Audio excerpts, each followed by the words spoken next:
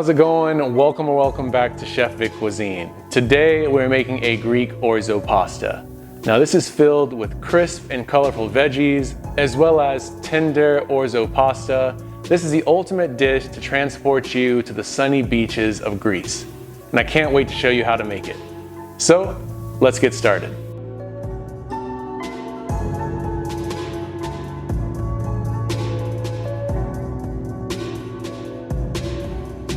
Hey everyone, I'm glad you clicked on this video because today we are diving headfirst into a flavor-packed Mediterranean orzo salad. But before we get started, do me a favor and hit that like button below and share this recipe with your fellow food enthusiasts. Let's spread that culinary love. Alright, so to get this party started, we're going to take a large stock pot and fill that with water and also add 1 tablespoon of salt to the water, mixing it till it dissolves. And we're going to bring this pot of water to a boil. And while it's heating up, we can take this time to dice up the vegetables we're going to use for this recipe. Starting us off, we're going to need 1 large English cucumber that we're going to first slice in half lengthwise and remove all the inner seeds. And then we're going to follow back with that and chop up each side into thinly sliced pieces. We want to aim for a bit of each vegetable in every bite. Next up, we're going to need 2 cups worth of cherry tomatoes. I like using a sharp paring knife to slice each of these in half. Take your time with these as tomatoes are pretty slippery and can easily get out of your grip, so a sharp knife always works best. Next up, we're going to need 1 large green bell pepper, and for that you want to remove the stem as well as the inner core, and then you want to take a sharp knife and dice up the green bell pepper into small bite-sized pieces. We're going to repeat this same process with 1 large red bell pepper, removing the stem and the inner core, as well as slicing up the pepper itself into small bite-sized pieces. I can probably create a follow-on video for you guys on how the best way to cut a bell pepper is. Let me know down in the comments if you want to see that. We're also going to need 1 large red onion. I first like to slice the root and the stem off, slice the onion in half, and then work half at a time by slicing that along the width, and then double back and slice that into finely diced pieces. The red onion definitely adds a lot of flavor. If you want to dull the onion flavor down a bit, you can always soak them in water before adding them to the salad. At this stage, our water should be nice and boiling, and here we want to add in 1 pound's worth of orzo. Stir the orzo in the pot so that they don't stick to each other, and you want to cook the orzo until it becomes al dente, which should take about 8 to 9 minutes at this temperature. And once that pasta is cooked, we want to drain the pasta and rinse it under cold running water. This helps stop the cooking process on the orzo, making it just right for this dish. And I almost forgot another really important ingredient for this recipe. We're going to need 1/4 cup's worth of Kalamata olives that are pitted, and we're also going to halve those as well. Adding these will definitely give you that Greek flavor. Now we're ready to combine the pasta. We want to first add our drained pasta into a large bowl, and then we want to follow that up by adding in our diced cucumbers, the halved cherry tomatoes, the Kalamata olives, the diced red bell pepper, as well as the diced green bell peppers, and we can't forget about those diced red onions. At this point, we're also going to add 1 15.5 ounce can's worth of chickpeas that have been drained and rinsed. You want to give this bowl a mix, ensuring that all of the vegetables are well dispersed amongst the orzo pasta.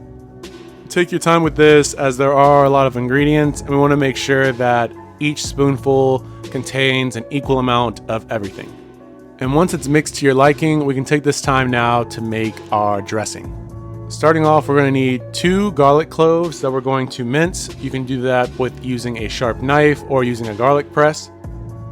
We're also going to need about 1 teaspoon's worth of lemon zest, as well as the juice of about half a lemon.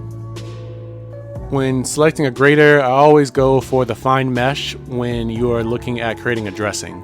So you want the lemon zest to be tiny bits. So now in a medium-sized bowl, we want to add in half a cup's worth of olive oil, followed by our 2 minced garlic cloves, 3 tablespoons worth of apple cider vinegar, the 1.5 tablespoons of lemon juice, the lemon zest, 1.5 teaspoons of Dijon mustard, 1 teaspoon of dried oregano, as well as 1 teaspoon of granulated white sugar. To enhance the flavor, we're going to add half a teaspoon of salt, as well as half a teaspoon of black pepper.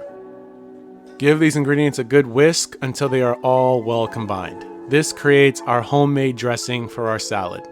We want to pour this dressing over our salad and toss the salad once more just to ensure that each part of the salad gets an even coating of this delicious dressing. For final garnishments, you want to add in 8 ounces worth of crumbled feta cheese. You can stir that into the salad as well. And for taste testing, I like cracking on some additional freshly ground black pepper to your own personal taste. And then you just want to transfer that to a serving bowl and garnish it with some extra crumbled feta cheese if you'd like, and it's ready to be served and enjoyed. And just like that, you've made a Greek orzo salad right at home. This is bursting with flavor. It's actually really easy to make, and everyone will enjoy it. You can always use different types of orzo for this dish as well. This calls for plain orzo, but feel free to use either sun-dried tomato orzo or even spinach orzo instead. The choice is ultimately yours. But when you do try this recipe, be sure to tag me at Chef Vic Cuisine or hashtag Chef Vic Cuisine so I can see your great takes on this dish. This recipe and many more can be found in my cookbook, Chef Vic Cuisine Volume 4, Enhancing Your Inner Chef. And that's available on Amazon, and I'll be sure to leave a link to that in my description box. And feel free to click the pop-up on your screen for more information on that as well. Thank you all so much for watching. I really hope you enjoyed learning how to make a Greek orzo salad. And if you did, be sure to smash that like button for me. It's one of the best ways to show support for the channel. And if you haven't done so already, be sure to hit that subscribe button too, and click the bell icon to be notified when my next video drops. And sharing is caring, so if you enjoy this recipe and think someone else will too, feel free to share this with all your family and friends. And stay tuned for next week where I show you how to make this super aromatic and flavorful pear cider, a great addition to your fall recipes. Well, thank you again so much for watching. I really do hope you enjoyed this video. Hit that subscribe button to see more recipes just like this one. YouTube thinks you'll like these recipes, so let's see if they're right. And I'll catch you next time on another episode of Chef Vic Cuisine. And until then, peace.